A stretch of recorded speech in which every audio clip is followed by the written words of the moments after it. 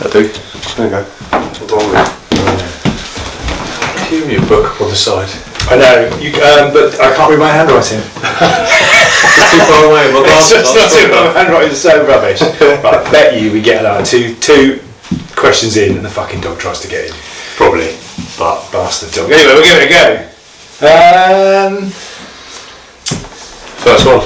First one. So big event at the weekend. How's the carb load going?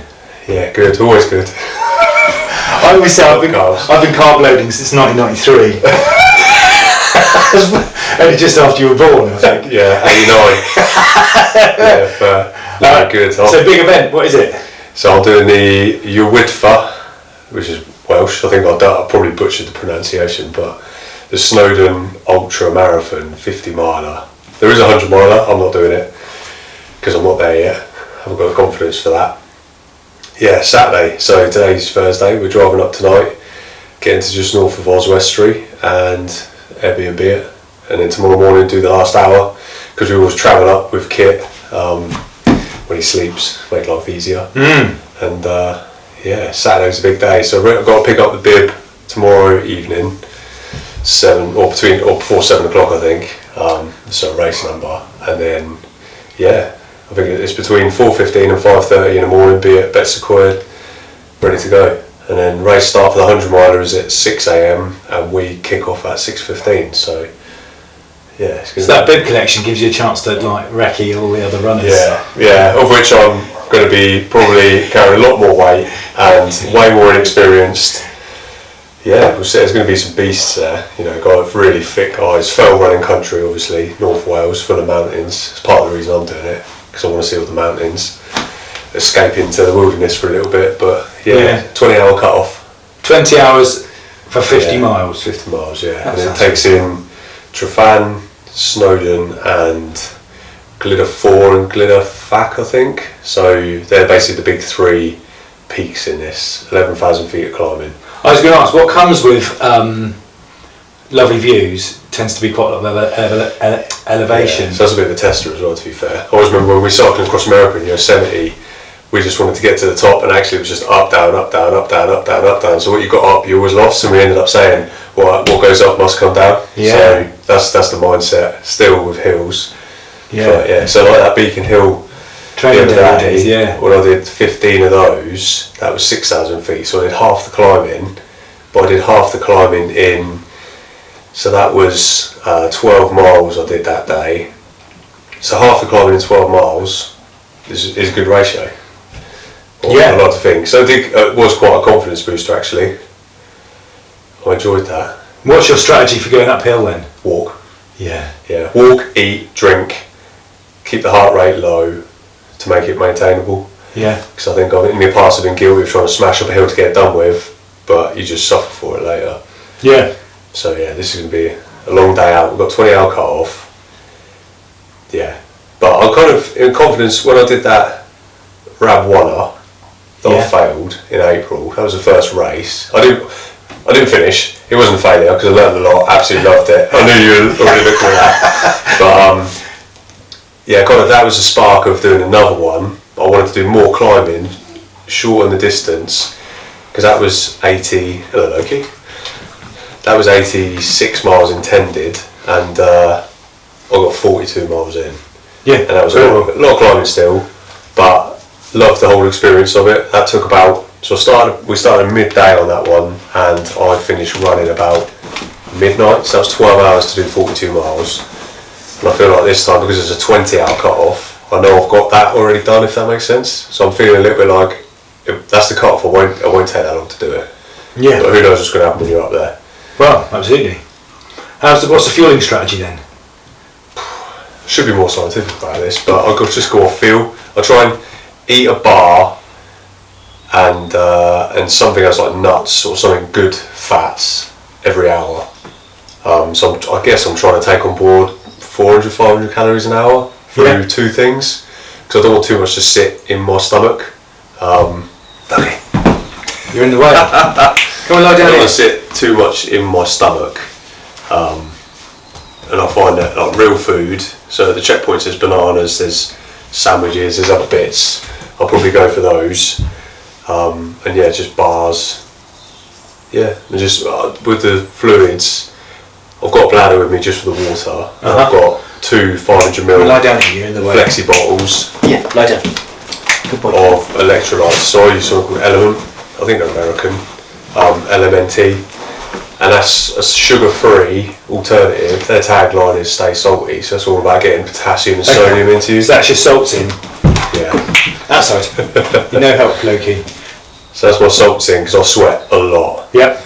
Can relate to that. I'm conscious of that, but I'm also conscious that sugar for me, I feel good, but then I also drop quite hard and crash, and I don't want to bonk. I just want to stay on a level. It's that consistent blood sugar level. That's really interesting. There's insulin.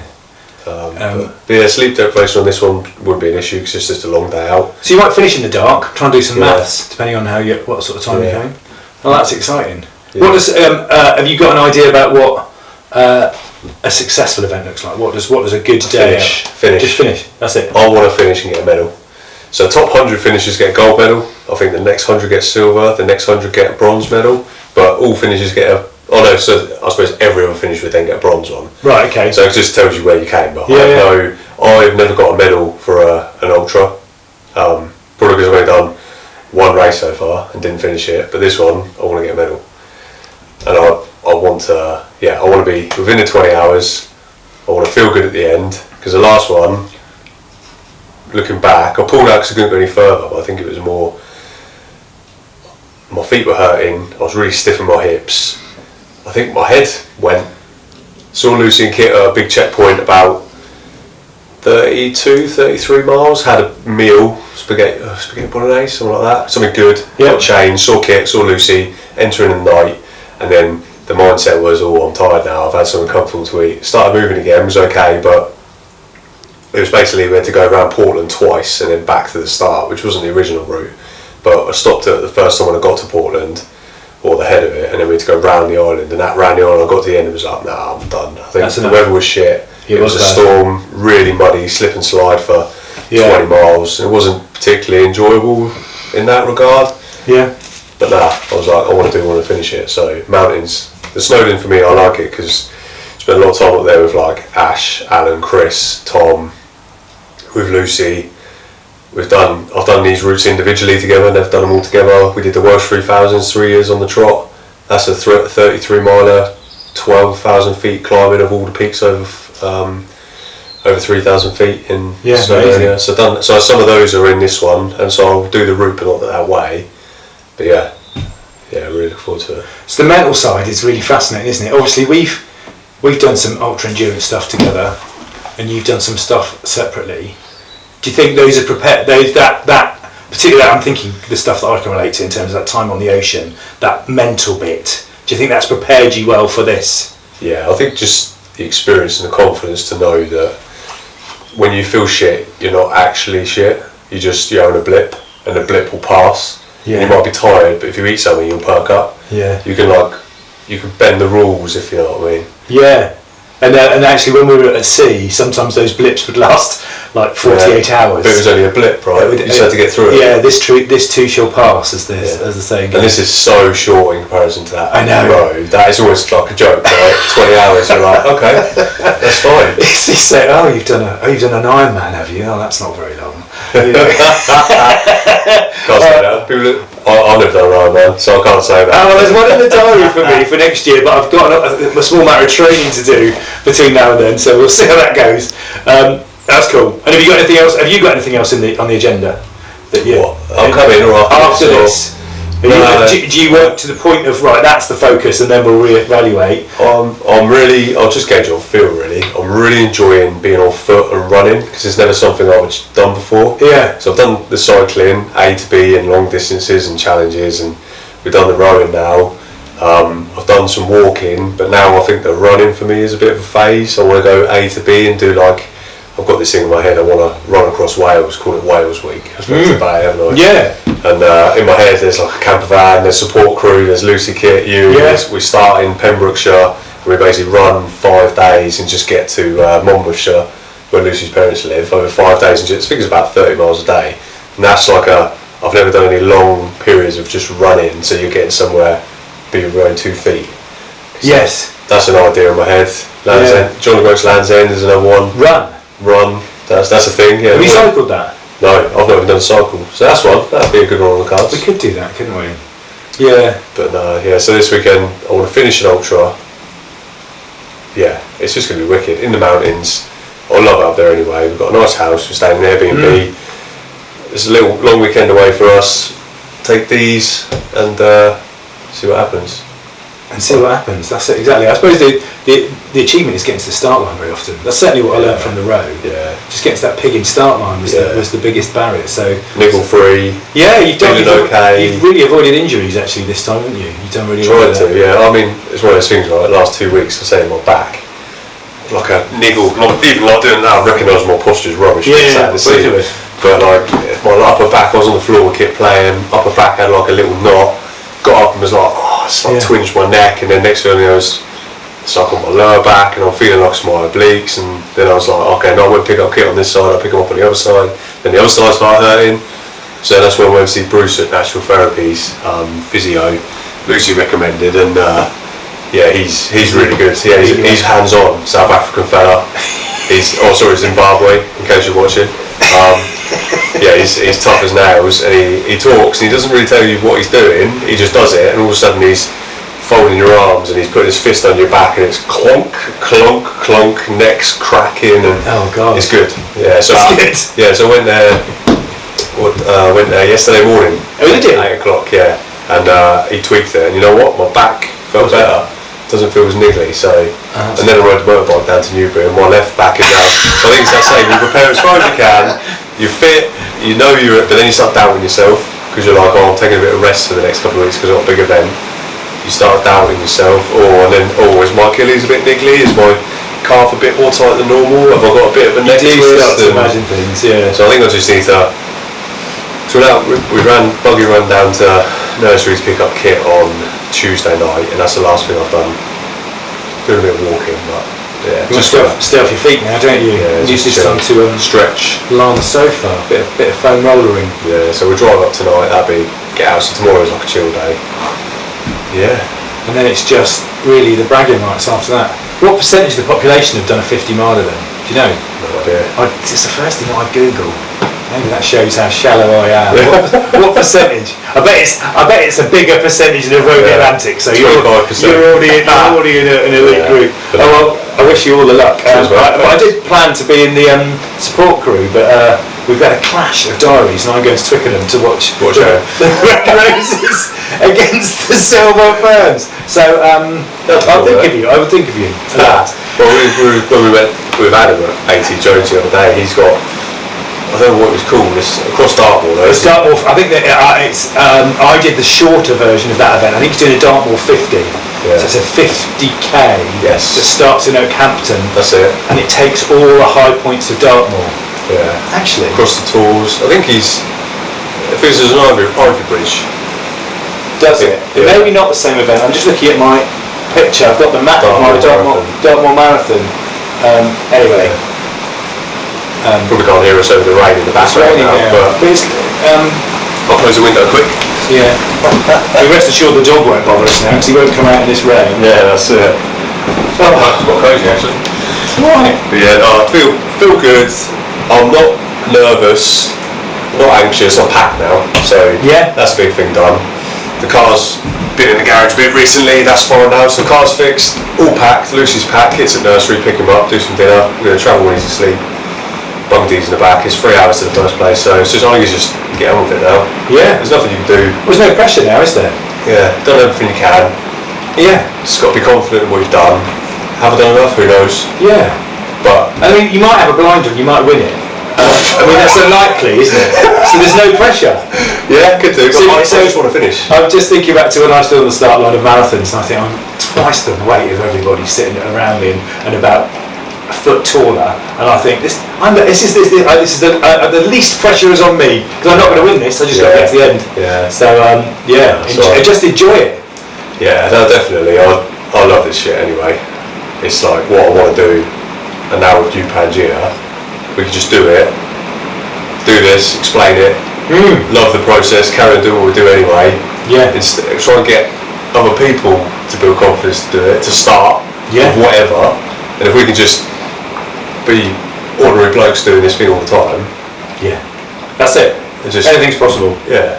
So no, I'm really looking forward to it. I'll have to let you know how it goes at the weekend, but yeah, 6:15. There's a tracker. Oh, is there? I'll send you the link. Yeah. Oh, thanks. So my parents, same as not watching for when we rode the Atlantic. Mum and Dad won it, and then when they tracked the first ultra I did, they said they didn't get any sleep because they were just following me up into the night, and then so they want the same again. I think they find it quite interesting. Yeah. To track where I am and how far I'm getting on. So that'd be good. But yeah, it's like you just get quiet when you're out in the mountains. Well, anywhere, like ultra when you're outside, like 6 a.m. runs, like when I got into the habit of doing them with Ash and Tom and Chris and the guys. I think we did a couple together, didn't we? We did go for some runs together, yeah. And that was before the road, but those Saturday morning 6 a.m. club got a bit out of hand. And before you know it, we're running 35. Those guys did the Ridgeway in 2 days. Like, that's silly. So, yeah, but that's kind of where it started. And then just the being out in the darkness and their torch, following your breadcrumb on your Garmin, and it's just wicked. Absolutely love it. I'm yet to catch the trail running bug. See, I would take a tarmac surface over a trail still, and I don't know why that is. I think probably because I can't work my Garmin sufficiently to put a map in route into it. I could do it. I'll go for it. But like my calves were what stopped me from running on concrete to start with, because they were really tight, oscillator. So I was like, I'm going to run on trails. I didn't get any issues. They used to just pull all the time. And then now I just do trails. I don't get that. And now I've gone back to the road a bit. But I also now it's better. Right. But I think it's just recovery, stretching, probably tight as it is anyway. But yeah, I won't be running in these though. These are I'm still getting used to these. Zero drop. The old Vivo barefoots, highly rated. Really like them. Yeah. But take a bit of time to get used to. And over that mileage, I'll be suffering if I wore these. I think so. I rode the Atlantic in a pair of those, similar, not quite as trendy, but still going, aren't they? They're over there, but they're ones I wear on the Erg now. Yeah. Okay, cracking. Well, I've got the t-shirts in a little bit as well. Oh yeah, a bit of branding. That's really exciting, isn't it? First, a bit of apparel from New Pangea. Who knows where that'll go? But anyway, we can have a gazebo before you know it. Yeah, that's it. So ink's personalised, and Thatcher was sorting us out last minute as usual. Got a logo, got a design. When do you need it? 2 days. We'll see what we can do. Thanks very much. So the New Pangea Run Club. Yeah, could be a thing. We'll have to see if we can get a Strava group going and go out once a week on Strava or something. Yeah, definitely. So see if anyone's actually watching this or listening to us. But yeah, just something to. Well, this is cool. Get some photos of us. Yeah, we can use it on the website. And our first go of recording each other as well, and not quite knowing how to sit or, trying not to break wind or anything. Loki comes in. Loki's the star of the event. But no, we'll see what happens. We'll have to cut this into a minute, and then we can put it on social media. Yeah. But yeah. Cool. There you go. Right. I bet that felt really good fun, and I enjoyed that. I bet it fucking sounds like shit. We'll see. What do we want to do? Do you want to say thanks to everyone? So thanks for listening, guys. I'll let you know how it goes. Put someone on the website, on social media. Yeah, get out there and do it. Get out there and go for something yourself. Go and experience life. Go and just get lost in the wilderness. Doesn't have to be a race. You don't have to do it. Just go outside, get some sun. I love, same as you. Sun in Wales in September. Go see some darkness in the mountains. I love it. I love testing the boundaries. I just feel exhilarated afterwards. Feel like I've achieved something. Even when I was working full time, I remember Cheryl Lucy at Kamara, she used to say, I'd be signing up for something, she was like, don't you want to have a rest at the weekend? And I said, well, you know what, Cheryl? This is a rest. For me, it's like an escape. I leave busy work, busy mind, drive up on a Friday or a Thursday night, go and walk or climb, run, swim, whatever, busy all weekend, come back absolutely shattered, driving back from Snowdonia, the Lake District, over 4 or 5 hours on Sunday night, boom, Monday morning work again. But I was just to come in, and she used to say, you just feel more energised from it. You might be more tired, but I'm feeling you just really enjoyed it, you've achieved it. And I was like, that's exactly it. Yeah. It's not like the physical energising, it's just, I've been out there, done something, broke the norm, broke the cycle, wasn't stressful, like a reset. Yeah. So yeah. Well, I suppose it's like a full meditation, isn't it? Up in nature. Heavy breathing. Up a hill. Yeah. In through the nose, out through the mouth. That's it. No oxygen required this time. No. Not like that. Was it Nim's diet, Persia? from Mission Impossible. Yeah. What a guy, Jesus. So I'm doing. So that Welsh 3000s is about 14 peaks over 3,000 feet, and he did 14 or 15 peaks over 8,000 metres. It's different, isn't it? And he didn't use oxygen for any of that. I remember him saying, no, because that was his, I think he carries it but doesn't use it, because he had he had an instant, or from what I understand from the documentary or his autobiography, an instant where a person was having trouble, almost dying on the top. He found them. If he was using his oxygen, he wouldn't have had enough to save them. So he takes a tank to give it to them and then help them down, and then he saved this person's life after doing it. So that's like his thing, I think. Oh. I mean, what a guy. Yeah, incredible. But I mean, as opposed to climbing Annapurna in a Wunner, hungover. Oh God, yeah, he was, yeah. Yeah. What a guy. Oh. So I can't even climb the stairs after a hangover. Oh God, don't get out of bed. I'm a sickie. I throw up, that's my thing if I'm hungover, but yeah, we'll see. Gonna enjoy it, it's gonna be amazing, I'll let you know. Yeah, and I'll let you all know how Twickenham is on Saturday and what 0% Guinness is like. Oh right, not bad actually. It's alright, it's alright, it's pretty Cool. good. Right, till the next one then. Cheers. Cheers guys, see you later.